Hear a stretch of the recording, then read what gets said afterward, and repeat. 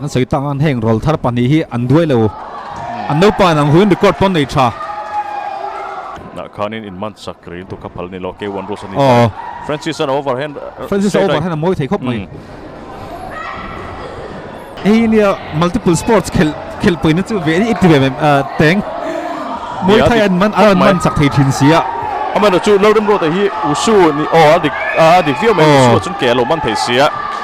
a hook for to join Lalremruata chang le ta ma ro chu combination of multiple Francis straight right let clean off boxing a chung nung deu zo gang Francis aki a boxing a chung nung zo khat a counter moi thei Lalmalsawma film khur deu ngai Francis a dong ve overhand right moi tu dong ve mo mai Francis an an nek phule am bu dam ve ram khat na chu mara chule kan fighter ste an sau do ton I hate na le moi tu ake ki na ti to ni Lalmalsawma kian a pet jing to mal khop me a tir tang khan Francis kian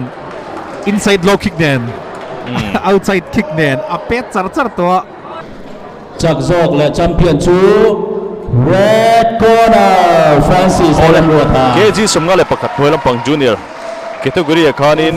จากโซกและ Gold ละโซกชู Francis Lalremruata ลุงเลยรับทารุเฟงอันนี้